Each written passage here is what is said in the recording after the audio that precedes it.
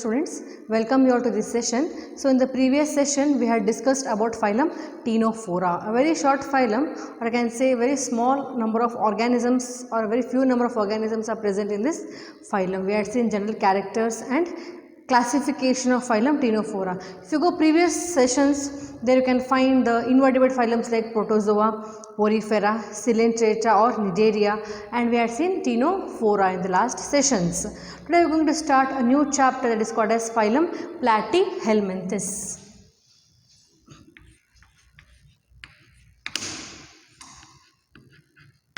Phylum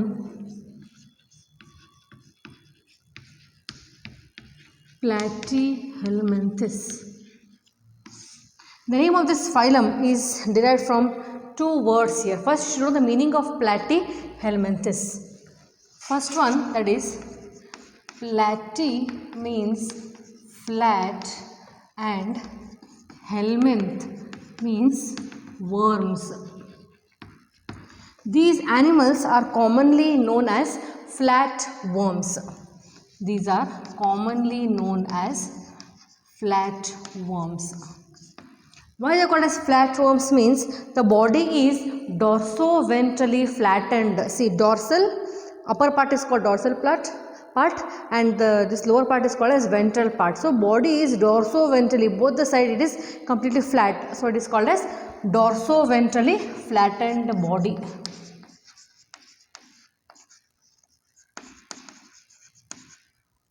Dorso-ventrally flat body or dorso-ventrally flattened body. Next, you know, in Ctenophora we had seen tissue level of organization. If you come from beginning, there is cellular level, tissue level, then comes organ level organization. So in these animals, in Platyhelminthes, there is organ level of organization. This is the first phylum which is having organ level of organization.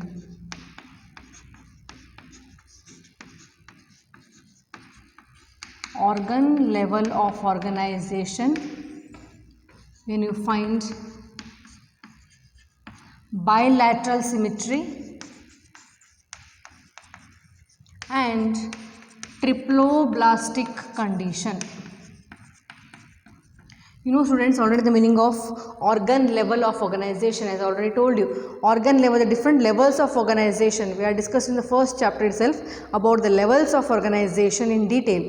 There we had cellular level, tissue level, organ system, level of organization which makes an organism, and organism in turn makes a population, community, biomes, biosphere, etc. So what level these animals are? Organ level. Previous to these chapters or previous phyla we had seen, they had only cellular or tissue level of organization, means their body was made up of only either cell or group of cells called as tissues. There were no particular organ as such. This is the first phyla. We are starting with organ level of organization, means here there is one organ for performing a specific function. Now only one organ I am telling, because it is organ level. Organ system level means there are two or more than one organs for performing different functions. So here you find just organ level of organization. We will see later what organ is there here. Next, coming to the symmetry, bilateral symmetry. Bi means two. Here the body is divided into two equal halves passing to the center, get equal parts. That is called bilateral symmetry. And children, remember, majority of the phyla or animals are exhibiting bilateral symmetry. Next, coming to triploblastic condition. As you know, triple means three. During the formation of germ layers, that is during embryonic development, the different organs are formed by three germ layers, that is ectoderm, mesoderm and endoderm, or ecto, endo and mesoderm. All three germ layers are present, so it is called as triploblastic condition. There are three germ layers formed, so it is called as triploblastic. If there are two germ layers, ecto and endo, then it is called diploblastic condition. Here there are three germ layers, so it is called triploblastic condition. So this is the first time these characters are appearing in this phylum, that is bilateral symmetry, organ level and triploblastic. Prior to this phylum, there are different phyla which is studied. They are exhibiting radial symmetry or asymmetry. So bilateral symmetry is first time appearing in this phyla. Then level also, organ level, prior we had seen tissue level or cellular level.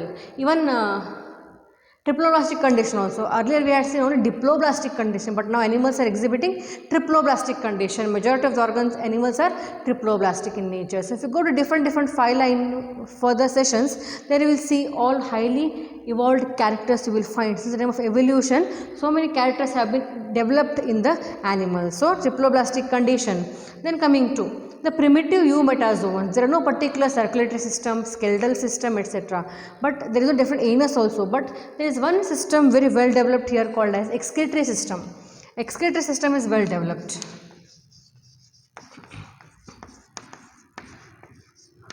Excretory system is well developed by specialized cells called as flame cells or solenocytes or protonephridia. Later we will see the diagram of that flame cell in detail. So excretory system is well developed by specialized cells called as flame cells. Very important. Flame cells are also called as solenocytes or also called as protonephridia. So excretory system is well developed here. There is no particular digestive system, circulatory system, skeletal system, etc. Nervous system is also ladder-like system is there. So what is organ here? Which organ is well developed? Excretory organ or excretory system is well developed by specialized cells called as flame cells or solenocytes. Then coming to, there is no space filled here. Space filled cavity is called parenchyma, mesenchyma, etc. And there are about 13,000 species in Platyhelminthes. How many species are there? I'll write here. 13,000 species are there in this phylum, that is Platyhelminthes. First comes to your mind Platyhelminthes. Should know the meaning of Platyhelminthes. Platy means flat, helminthes means worms. So commonly the animals are called as flat worms because their body is dorso-ventrally flattened. For example, this is the dorsal part, this is the ventral part. Completely the body is flat, dorso-ventrally flattened body, bilateral symmetry, triploblastic, organ level of organization with well developed excretory system. These are some basic characters, very important characters of this phylum. Now we will go to their habitat.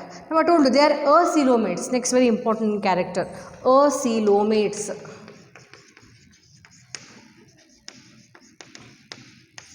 Now you know meaning of coelom. Coelom means true body cavity. Based on their presence or absence of coelom, animals are classified into coelomates, acoelomates and pseudocoelomates. Acoelomates means that there is no body cavity. Body cavity is absent. There is no true body cavity. So I will write here no cavity. So they are called as acoelomates. Just if you recall the previous phyla, Cnidaria and Cnidaria and Ctenophora, that we had seen gastrovascular cavity. Gastro means which is aiding in digestion and circulation helps in transport of blood different parts of the body. So gastrovascular, gastro means helps in digestion. So that is the most common cavity, gastrovascular cavity in those animals. But here there is no cavity. So the fluid filled space is called as parenchyma cells. For example, this is the cavity, this is the gut. Here there is fluid filled space. These cells are called as parenchyma. Don't get confused. See, this parenchyma word you will study in plant section also. In botany, plant parenchyma, collenchyma, sclerenchyma. Here also these cells are called as parenchyma. There is no cavity here, no fluid filled cavity. Next coming to habitat. What is the habitat of these animals? I will write here habitat. Means where these animals are found.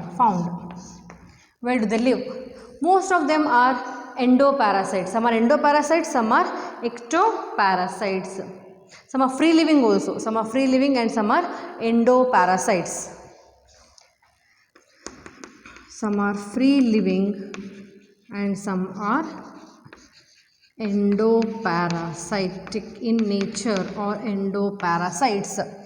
What were free living? Free living means they are living here and there in water, or on land, etc. Endoparasites. Parasites, you should know the meaning of parasites first. Parasites are the organisms which are depending on the host body to obtain its nutrition. Once again, parasites are the organisms which are depending on the host for obtaining nutrition or the food, you can say. Now, depending on whether they are living inside the body or outside the body, parasites are of two types. Number one, endoparasites, and number two, ectoparasite. Endoparasite means the organisms which are living inside the body of the host are called endoparasites. Example, liver fluke, tapeworm, etc. Ectoparasite is a very good example called as leech. Ectoparasite. It is depending on the host for obtaining nutrition but outside the body. That is secondary, but we will here concentrate on endoparasites. Endo means living inside the body of the host to obtain the nutrition. Free living is example planaria. Planaria is free living and liver fluke is parasitic. Free living is planaria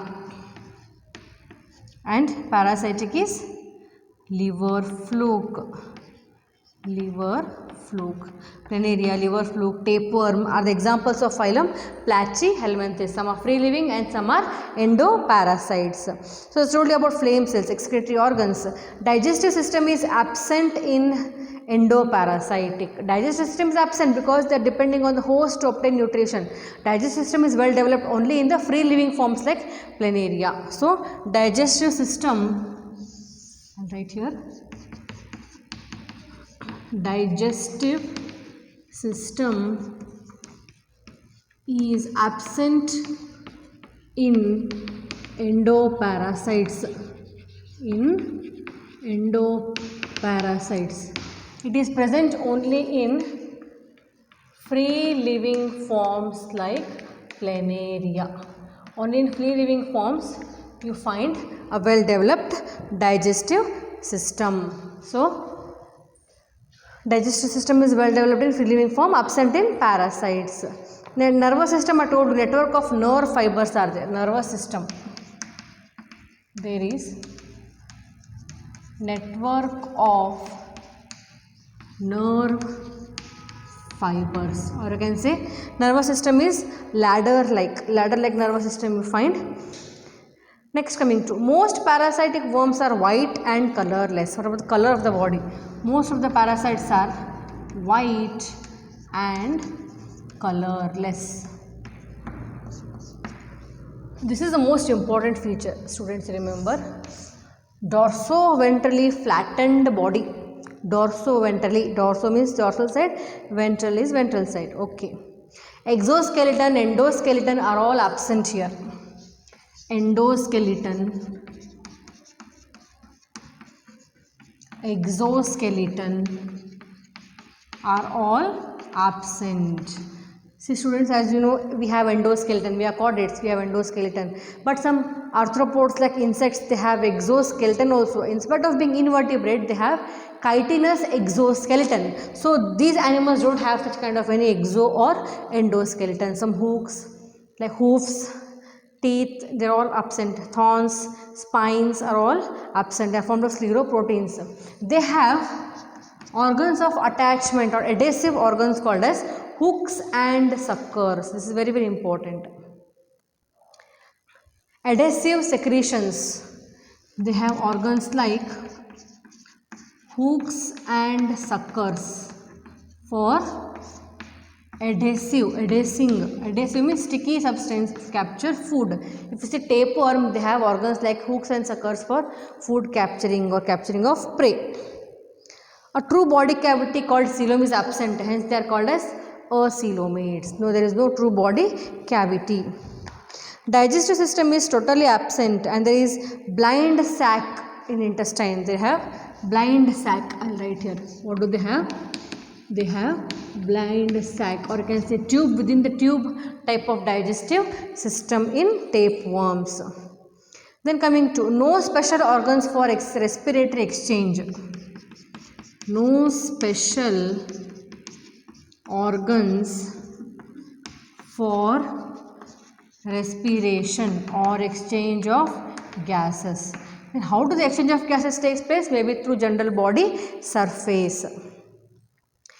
Respiration is aerobic and turbularians. There are three classes here: turbellaria, trematode and cestoda. That we'll see in classification. So no specific or special organs for respiration. Then coming to platyhelminthes are ammonotelic.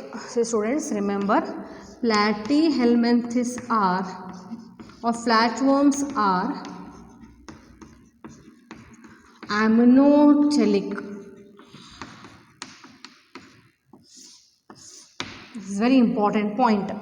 Ammonotelic means they excrete ammonia as their nitrogenous waste. You have studied first PUC in excretory system chapter under human physiology. You know, animals are classified into three types based on the type of nitrogenous waste it is eliminating. There are three types: ammonotelic, ureotelic and uricotelic. Ureotelic, I'll write here, and uricotelic. Now, what do you mean by ammonotelic? Means the animals which excrete ammonia as their main nitrogenous waste are called ammonotelic. Means the nitrogenous waste mainly contains ammonia. As ammonia is highly toxic, it requires more water for its elimination. So, aquatic animals are usually ammonotelic. That is secondary. That we already studied. So, here platyhelminthes are ammonotelic means the nitrogenous waste mainly contains ammonia. Number 2, ureotelic. Ureotelic means they excrete urea. Urico is uric acid. That is not required here. But you should know there are three types of nitrogenous waste produced by different animals. So, platyhelminthes, they are mainly ammonotelic. They excrete ammonia in the form of nitrogenous waste. Now, what does excretory system consist of? As I told you, one organ is there, a particular organ is there. So, excretory system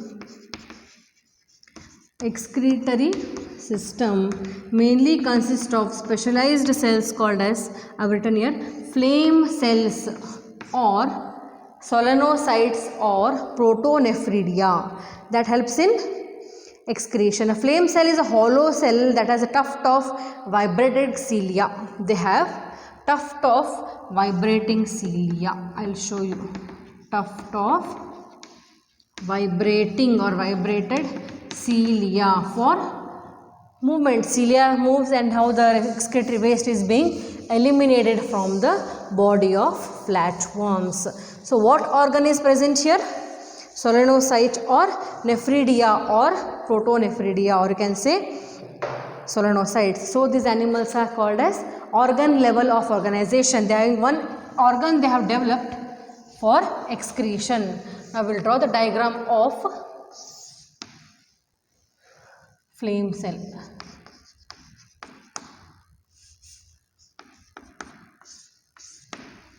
The tuft of cilia, nucleus, cytoplasm is all present in the animal's body. That is called as nephridia or protonephridia, you can say, with flame cells.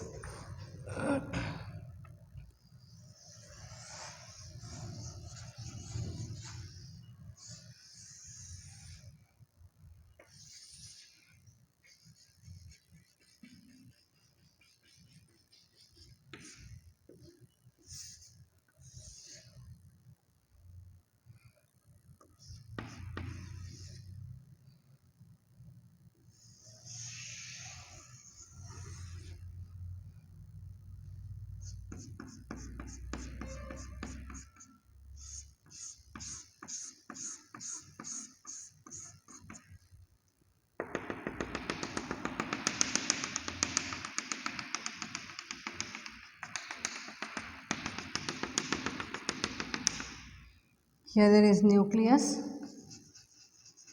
cytoplasm, and there are some granules here. So, this is the diagram of flame cell. Let us label this diagram. Ciliary flame, this is called as ciliary flame. This is cytoplasm. This is nucleus. This is pseudopodia. ciliary flame. So this is the diagram of flame cell or solenocytes. Globules of excretion, these are globules of excretion,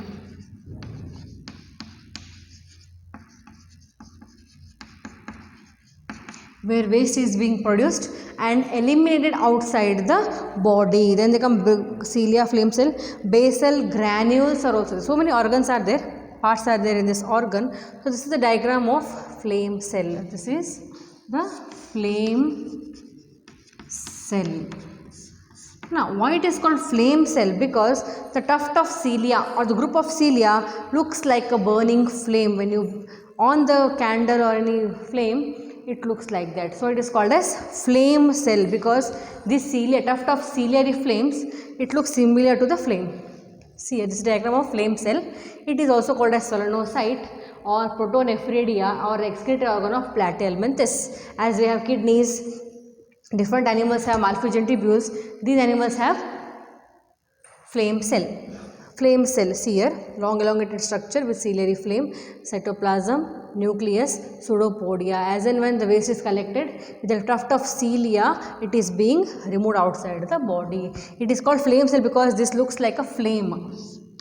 Tuft of cilia. So it is named as a flame cell. So this is the organ for excretion. So they are placed under organ level of organization. Tuft of vibrated cilia. Vibratile cilia means always continue vibrating and removing the waste from the body. So they are called as tuft of cilia or vibratile cilia. Then coming to, they have primitive ladder like nervous system. As I already told you, they have primitive ladder like nervous system.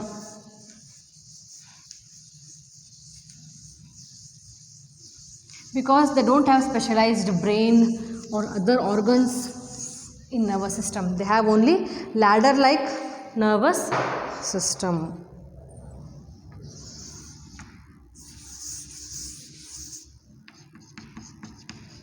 They have primitive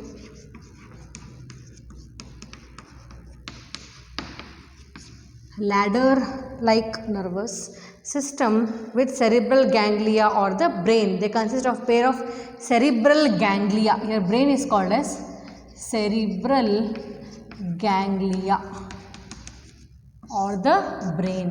So what organ is well developed here? Only the excretory organ. So it is placed under the organ system. Next coming to, turbellarians have a variety of sense organs. Turbellarians. Turbellarians means it is a class of phylum Platyhelminthes.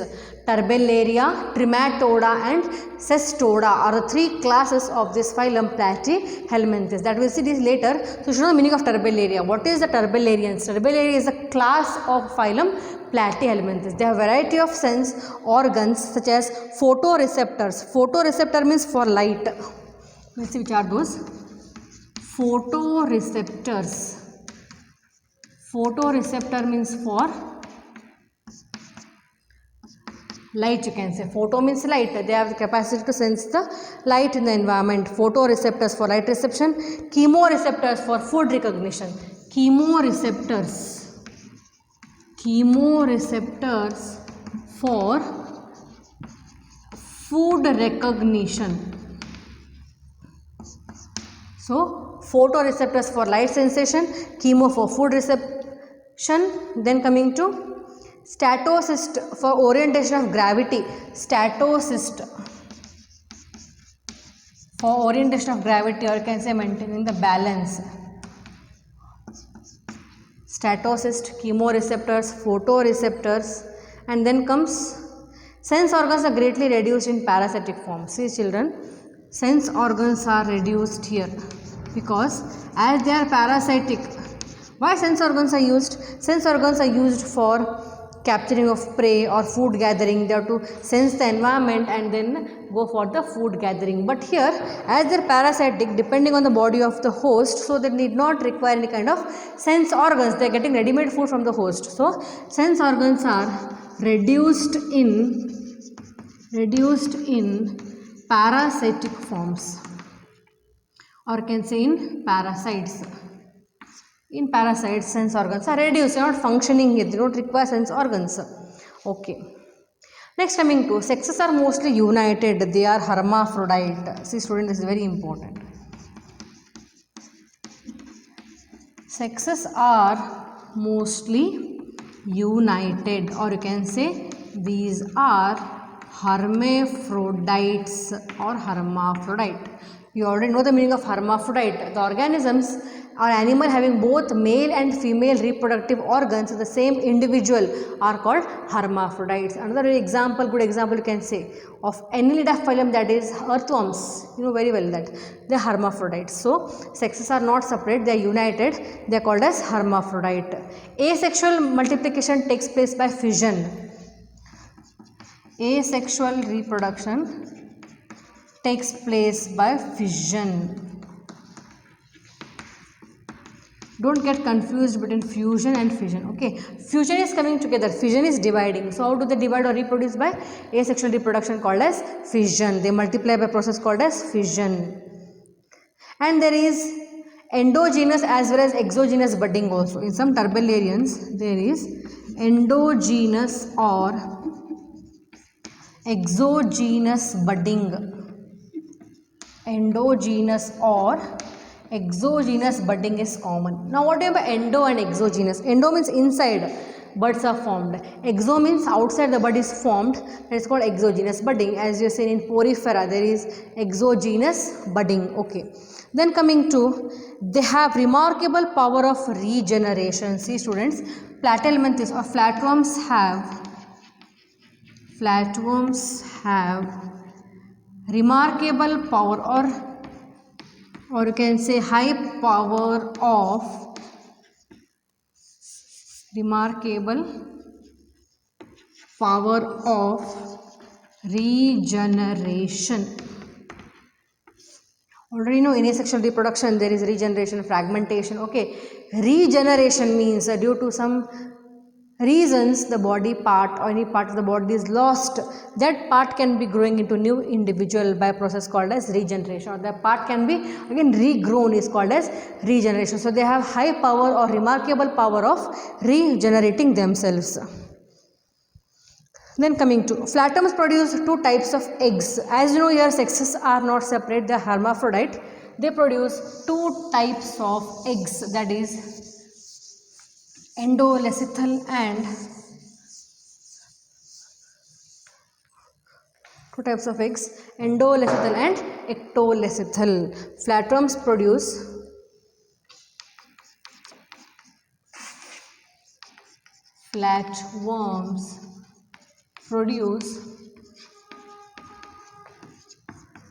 two types of eggs. So different types of eggs depending on the amount of yolk, like microlecithal, macrolecithal, endolecithal, telolecithal, etc. So here two types of eggs are produced. Number one is endolecithal and ectolecithal. Number one,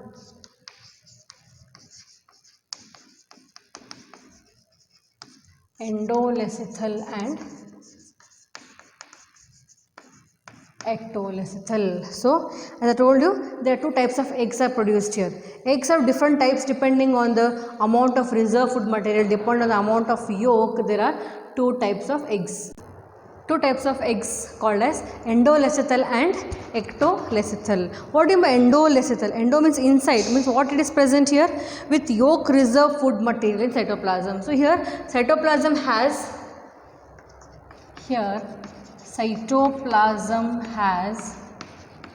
yolk with reserve food material.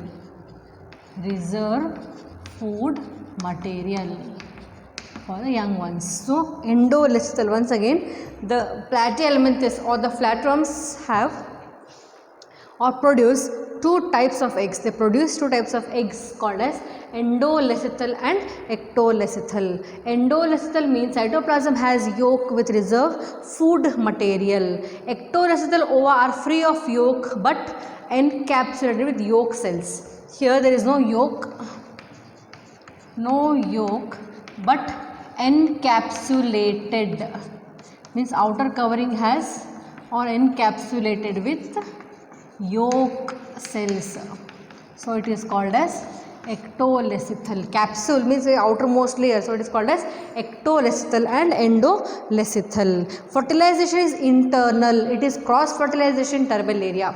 Here you find internal fertilization. What type of fertilization you find? Internal fertilization with cross fertilization. See, it is type of different type here.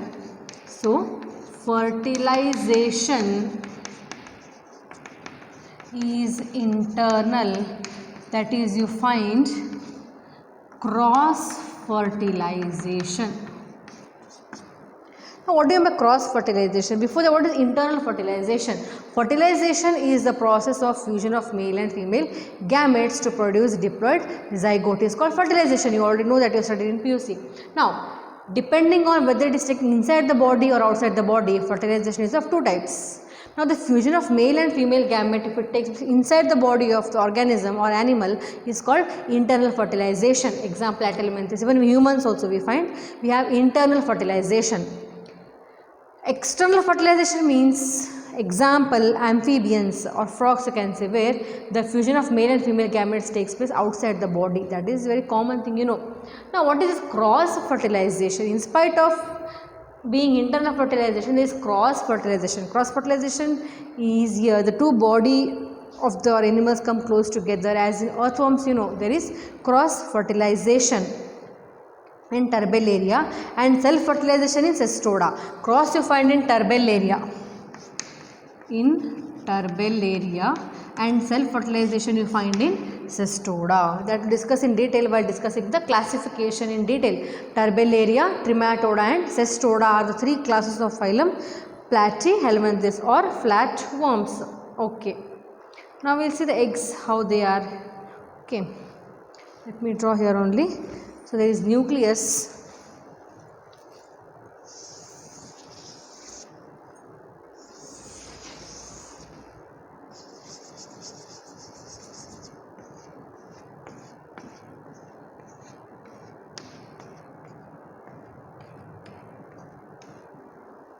Here also we will draw. So this is the nucleus, this is the yolk, and this is the plasma membrane. Next, this side we will draw yolkless egg and yolk cells.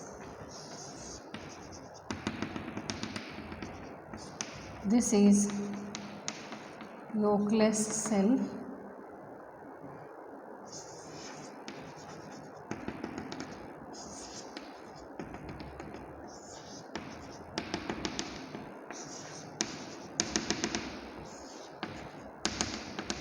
these are all yolk cell, egg capsule, and this is yolk cell. So these are how there are endolecithal and ectolecithal eggs in planaria produced by the flatworms. Development may be direct or indirect. You know meaning of development, direct and indirect.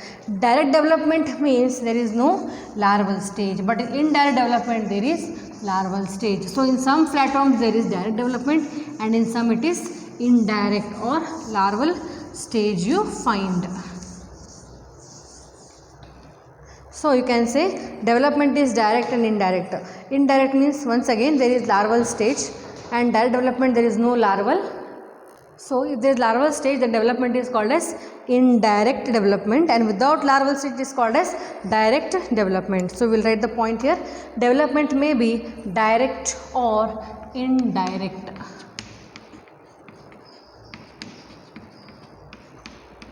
May be direct or indirect.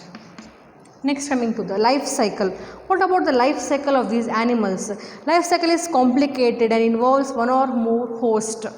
Life cycle is complicated here. Life cycle is complicated means it requires one or more host, or two hosts can say. If there is one host, then it is called monogenic life cycle. If one or more or two, then it is called digenic or digenetic life cycle. If you just recall about phylum Protozoa, there we said about life cycle of malarial parasite Plasmodium. There we said about the host, parasitic, monogenic and digenic life cycle. As malaria Plasmodium is digenic, means it requires two hosts. What I am going to try to tell here is, if there is only one host required to complete life cycle, then it is called monogenic. Mono means single. If it is requiring two or more than one host, then it is called as digenic life cycle. So, monogenic or digenic life cycle. Phenomena of parthenogenesis and polyembryony are common.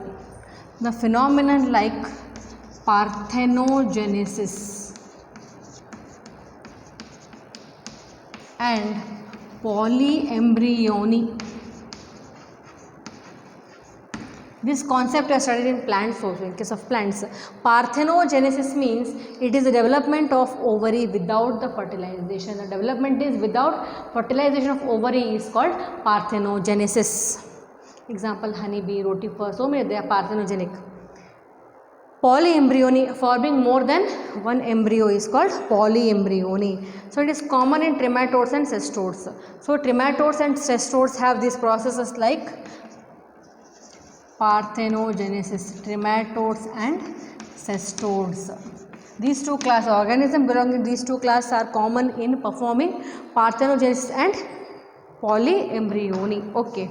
Alternation of generation or metagenesis is also found in some cases. Alternation of generation. Alternation of generation, or you can say metagenesis, is common in some forms like fasciola. Fasciola hepatica, its scientific name of liver fluke. Next, in this chapter only we are going to study the life cycle of fasciola in detail. So alternation of generation means there are more body forms are there, like in Nidaria we have seen polyp and medusa. So alternation of generation or metagenesis is common in few forms like fasciola hepatica. Okay, and as you know, the flatworms are either ecto or endoparasites. We already discussed that point. They are either ecto or endoparasites. So this is all about the general characteristics of phylum Platyhelminthes. So Platyhelminthes are commonly called as flatworms. Body is dorsoventrally flat body, bilateral symmetrical, triploblastic or coelomate condition. Body is unsegmented. And body is long, cylindrical. Digestive system is not as much developed without anus. Respiratory system is also not well developed. Nervous system is ladder-like with ganglia, cerebral ganglia or nerves. No such brain is developed here. Excretory system is well developed. Only they have excretory organ in well developed system, that is by help of flame cells or solenocytes. We are seeing diagram also. Then coming to the habitat, they are ecto or endoparasites. Then we are seeing diagram of flame cell, about their sexes, the hermaphrodite, and they are free living or ecto or endoparasites. Then the different produce types of eggs, endolecythal and ectolecythal, with yolk sac and without yolk sac. Then we also discussed about different characteristics like the life cycle development, direct, indirect. Life cycle is complicated. Some are monogenic, some are digenic. Parthenogenesis is common. Alternation of generation is seen in fasciola. So these are all general characters of phylum Platyhelminthes. Now what are examples in general we are discussing? Examples are planaria, liver fluke and tapeworm. Examples are planaria, liver fluke and tapeworm are the examples of phylum Platyhelminthes. So what all we discussed today? We discussed, or we started with a new chapter called as Platyhelminthes. Platyhelminthes, they are commonly called as flatworms. Once again, why they are called as flatworms? Because the name is derived from two different words. Platy means flat, helminth means worms. So commonly they are called as flatworms because of that dorso-ventrally flattened body. Body is dorso-ventrally flattened, dorso as well as ventrally. They are flattened body animals, so they are named as Platyhelminthes. So today we discussed about the general characteristics, and the next session we discuss about the outline classification. Classification, that is, they are divided into three classes: Turbellaria, Trematoda and Cestoda. Thank you.